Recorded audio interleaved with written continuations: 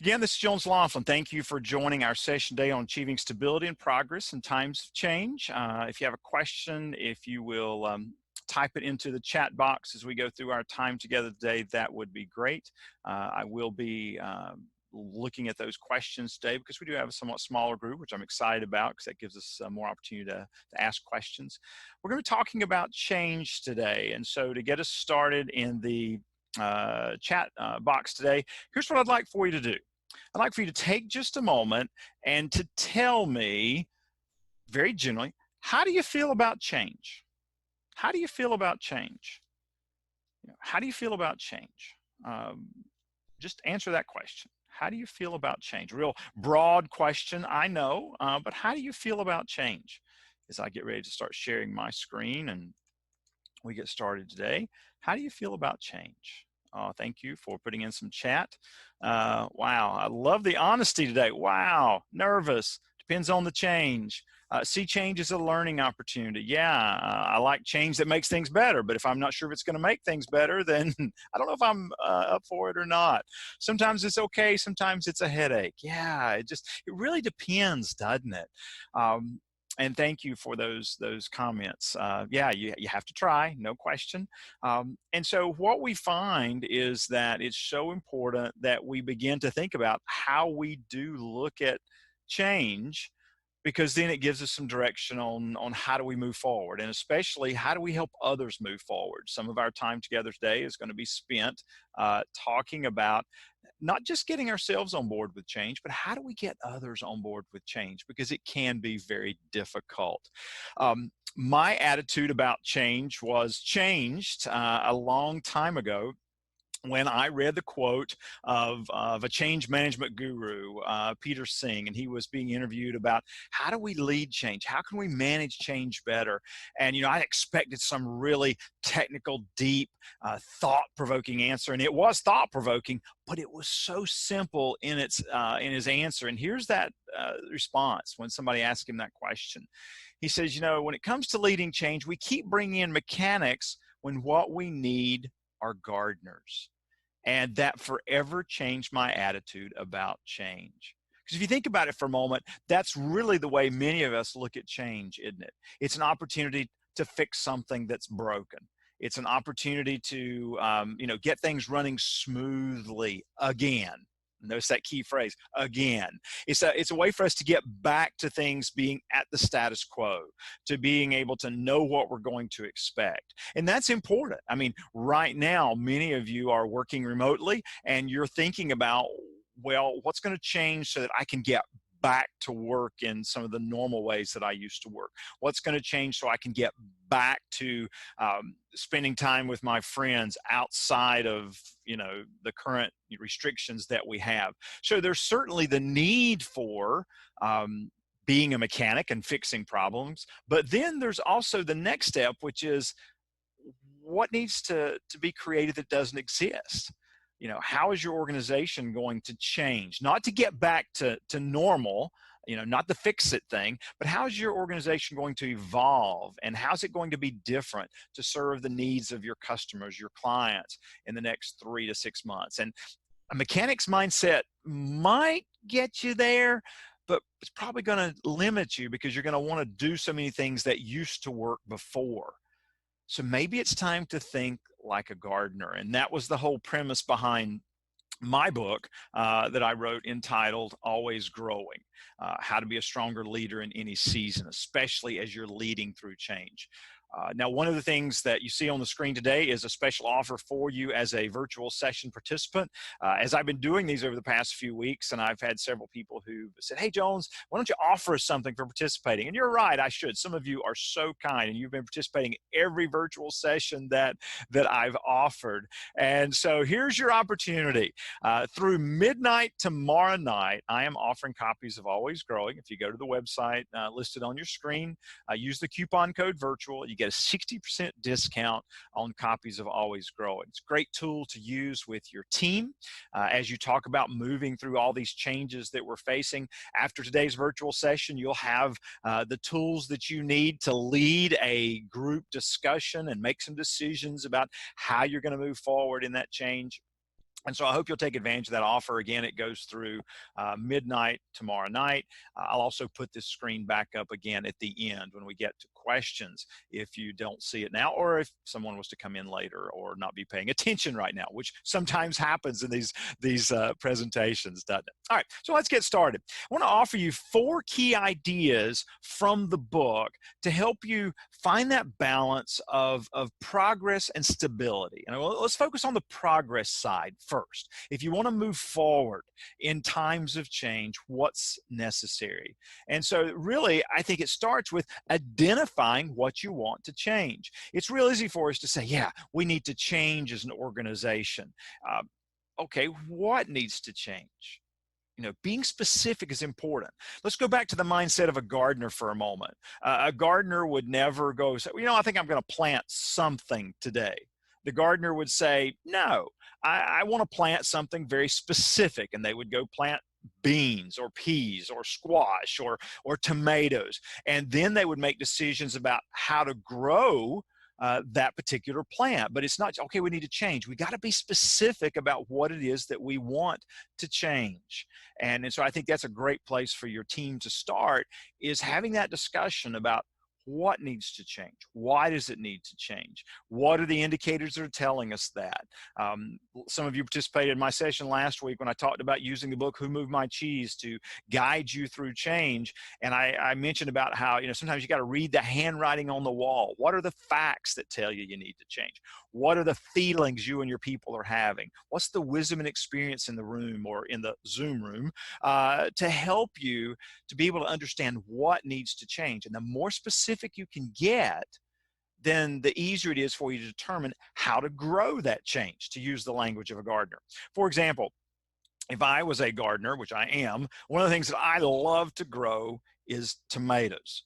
And this is what I want. I want big tomatoes growing on my vines that I have in my garden this year, as in every year. But I'm very specific about what it is I want to grow, because once I make that decision about what it is I want to grow, then I can determine how best to grow those tomato plants so that I'm most likely to have tomatoes.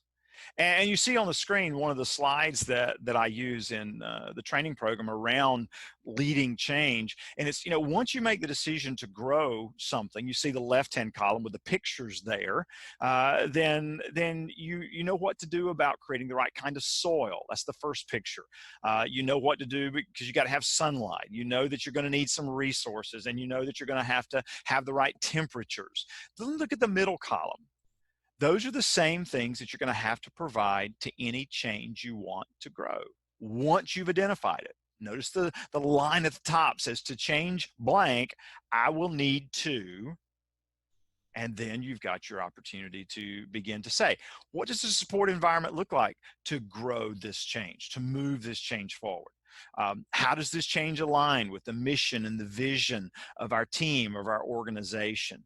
What are the resources that are needed? I mean, all of those questions are important so that you can best move change forward to make the progress that we talked about.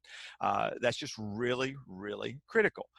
Now, you'll notice that there's also this idea of increased motivation. That's where I want to spend just a moment in our time together today. And here's what I mean by that. What does success look like with the changes that you might make? What does success look like? This is really important.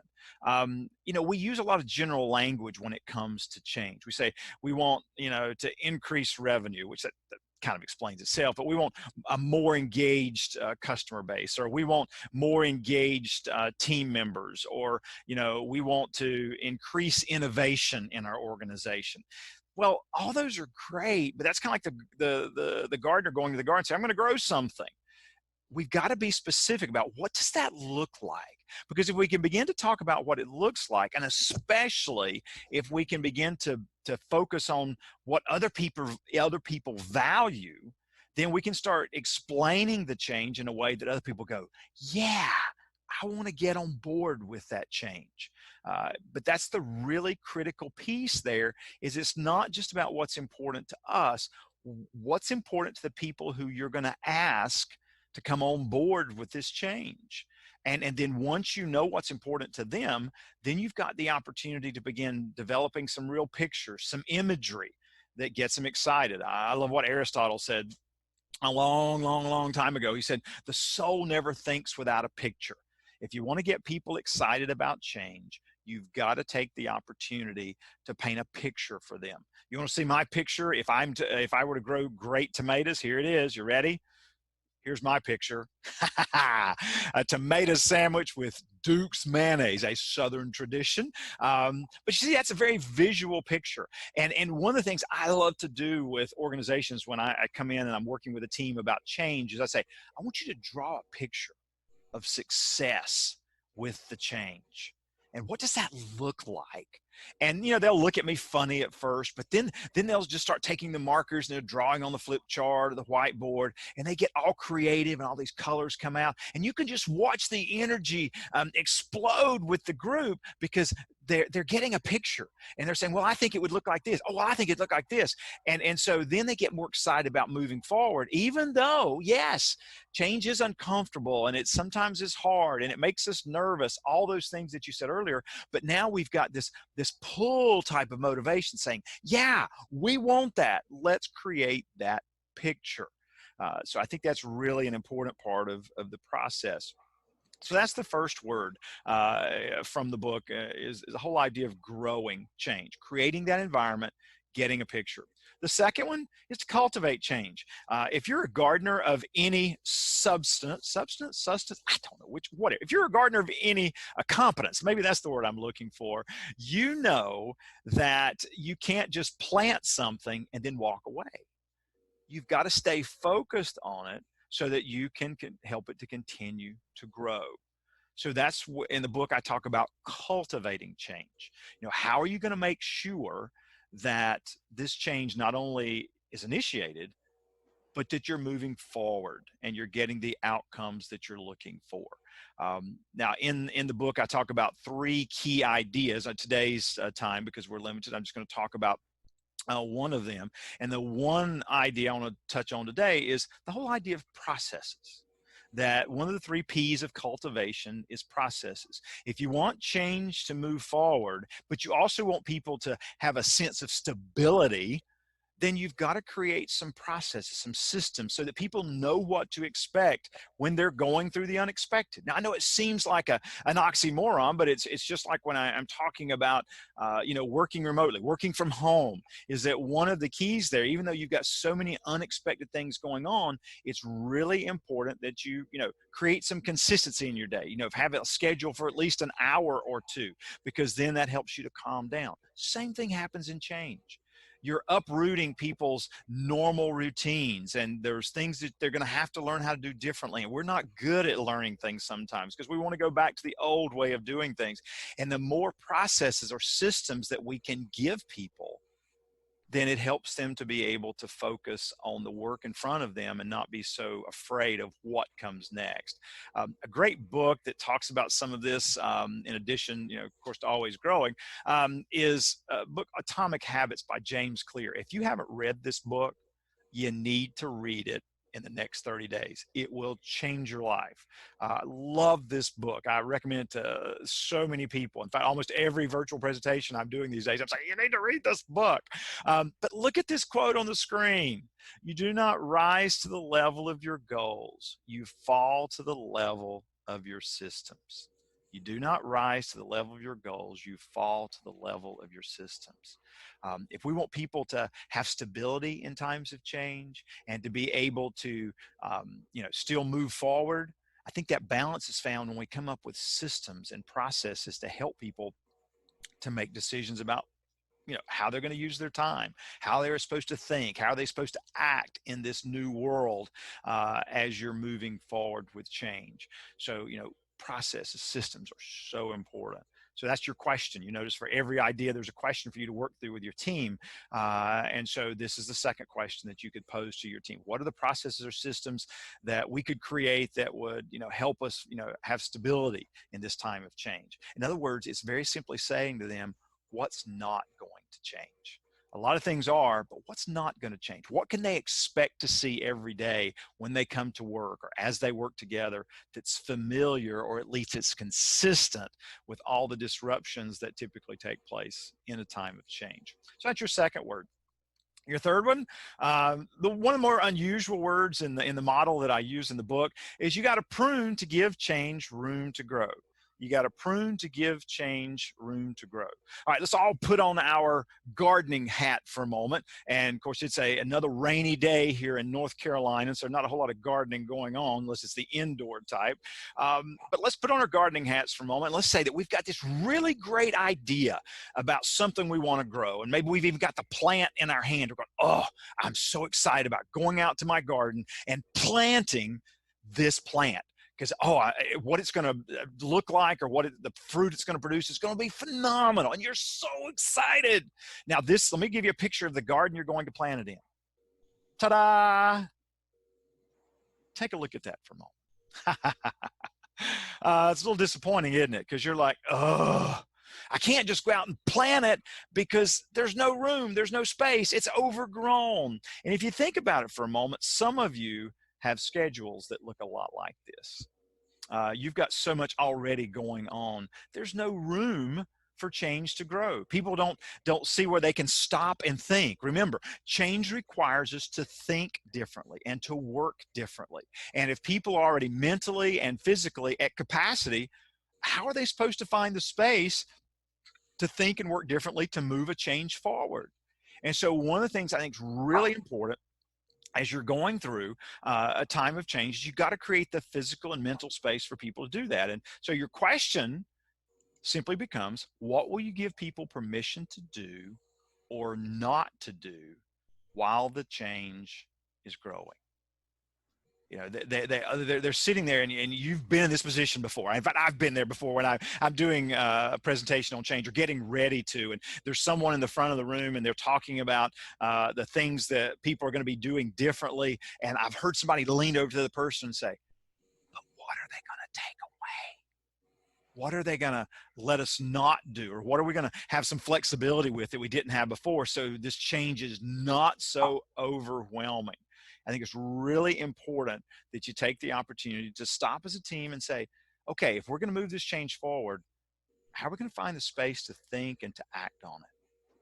What are we going to be allowed to do differently that's a little easier, that doesn't require all the effort, so I can devote more mental and physical time or energy to making this change move forward? So where are you going to prune? Sometimes I say in the programs, where are you going to cut back so you can grow forward? You got to create the space for the change to grow. Finally, our last idea is celebrating the harvest of productive results. And you're thinking harvest, you're going, oh, okay, Jones, harvest is that end result. I get it. You know, when the change is successful, that's when we celebrate. And you're close, but there's a little bit more to it. Let me give you an oversimplified diagram, but it's backed up by research about change.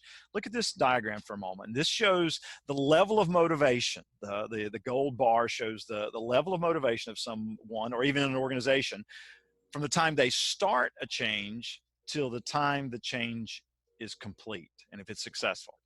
Notice how the motivation changes. Well, people are excited when we first start talking about change. Oh, that's great, you know, because we painted the pictures and we've given people, you know, outcomes that they can look forward to, and like, yes, I want to make this change happen. And then they start getting into the details. And you have to really start getting your hands dirty, and things aren't always working like they should. If you're a gardener, you know that you know some things are out of your control, and so then your motivation goes down.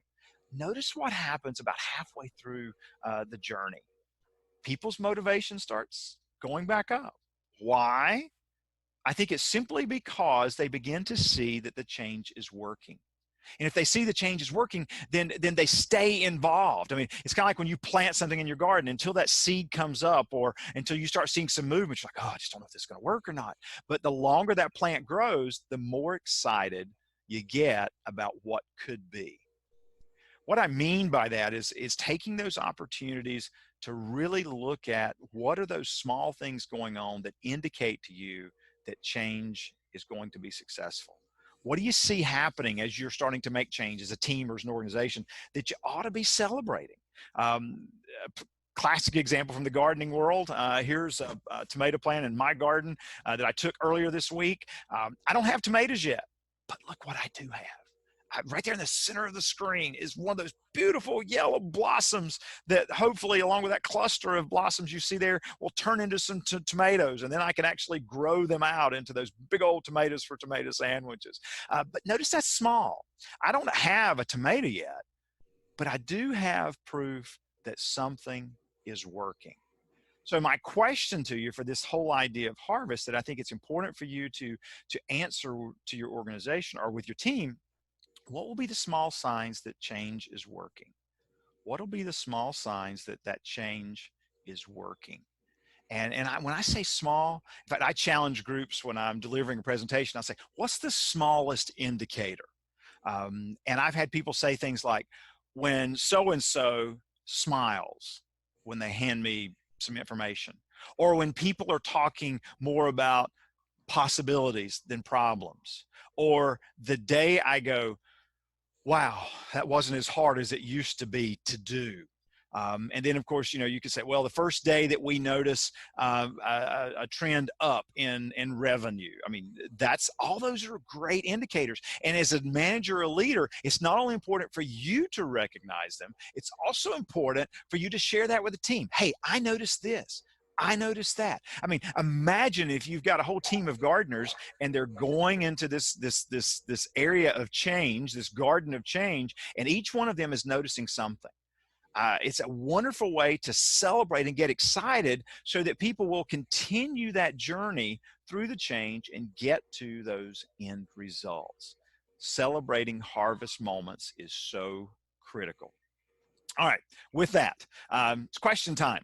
I've given you the model today and given you some key ideas on how to balance that progress and stability in times of change. Now it's your opportunity. The chat box is open. I'd love to hear any questions you might have about change and about maybe something you're facing with your team right now as it relates to change and how we might use this model to help you move forward.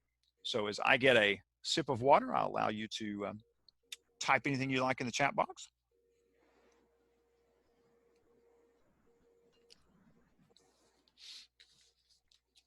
All right, I had a question come in privately. It says, Jones, I've got a boss who doesn't like change, and I don't know how to approach them. What do I do?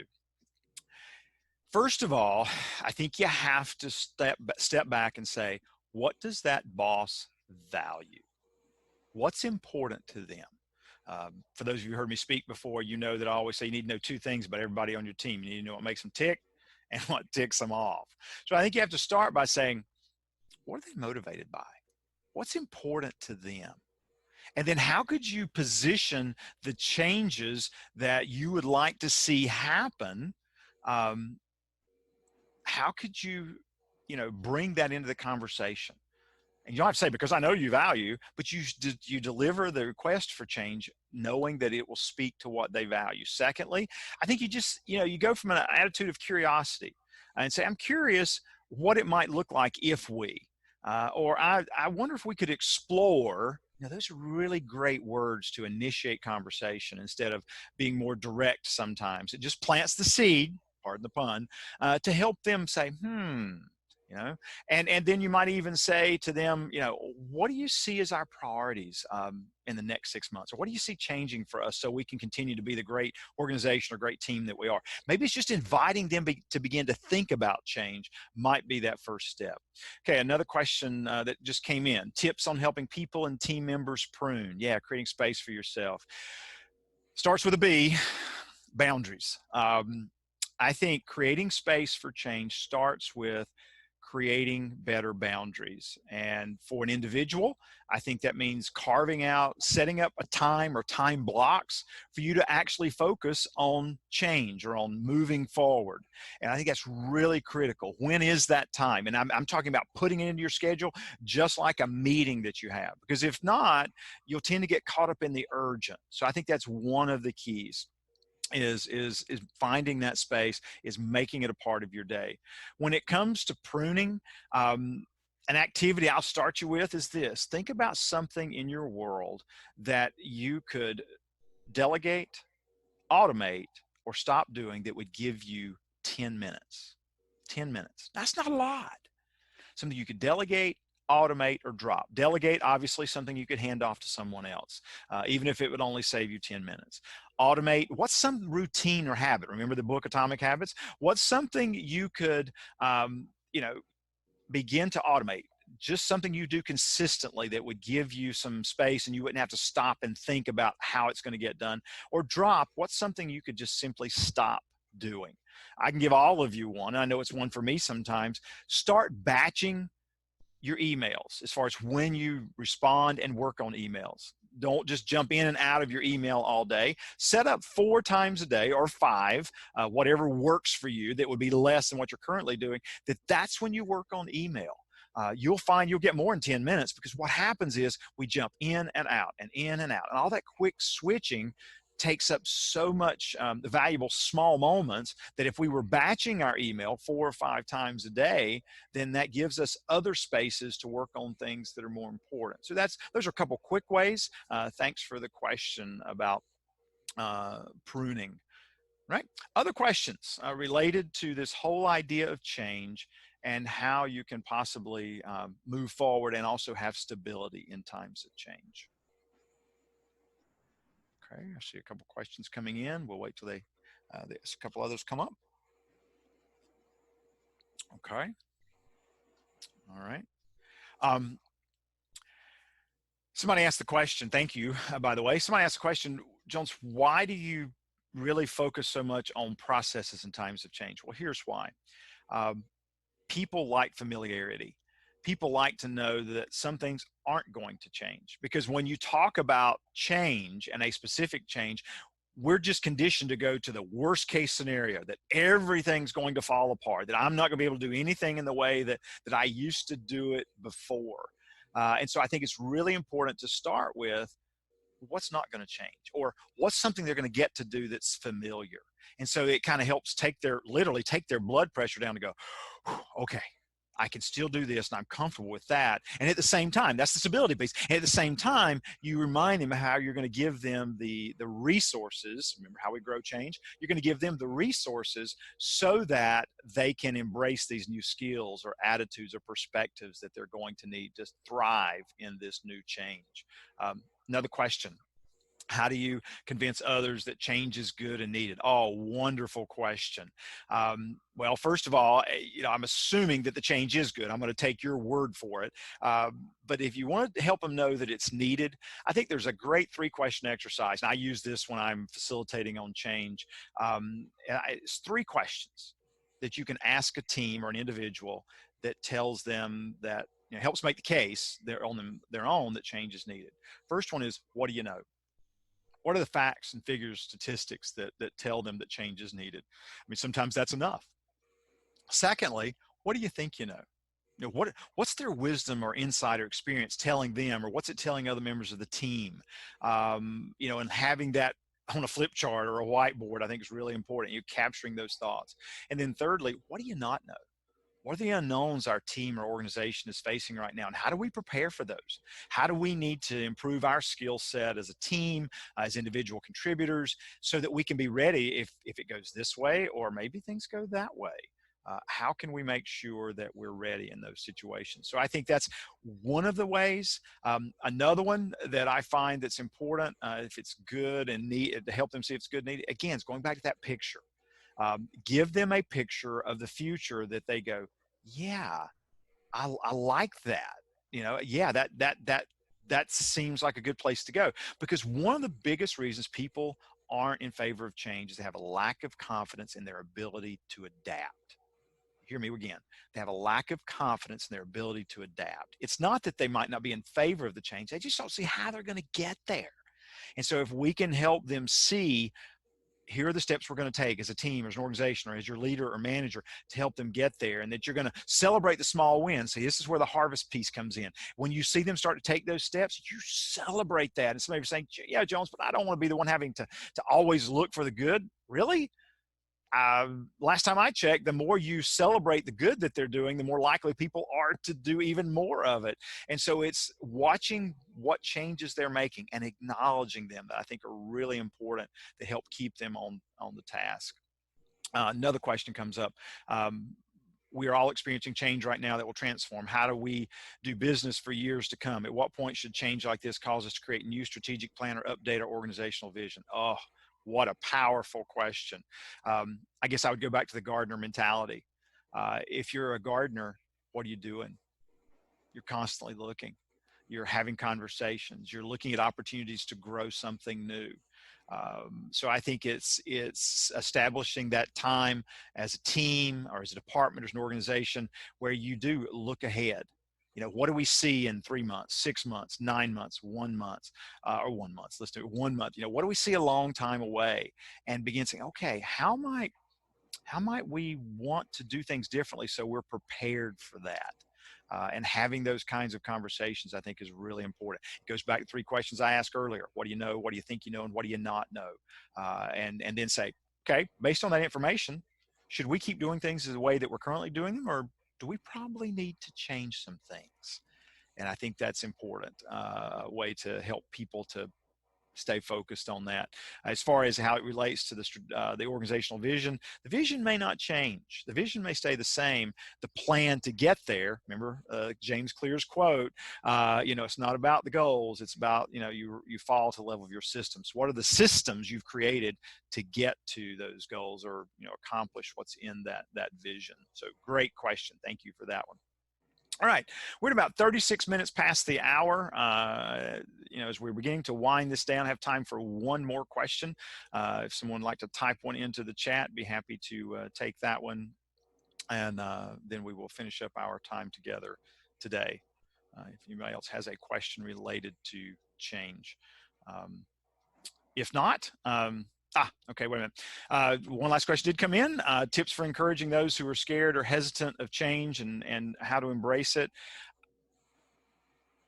I think a powerful way there is to walk with them on the next right step. In other words, they're trying to look so far out sometimes that they aren't looking, well, I don't have to be, there, stay in screen here. I don't have to be there. I just have to get here. And you as a leader or manager, helping them understand how you're going to help them get there, and just ask, what's the next right step for you? Let's not go all the way out, but what's the next right step for you? And sometimes it's simply to, let's have a conversation, or let's talk about it, or let's try, or let's explore, let's look. And then once they get there and they go, okay. It goes back to the quote, one of my favorite quotes. In fact, I say this quote probably way too often, but it's such a powerful quote about what you just talked about people who are hesitant with change. Motivational speaker Zig Ziglar once said, go as far as you can see. When you get there, you can see farther. Go as far as you can see. When you get there, you can see farther. I love that. Knowing that, it's not about making all of our choices now. It's just about, what does it make sense for us to do next, and then next, and pretty soon you've gained that momentum and you're headed much more quickly towards the results you're looking for.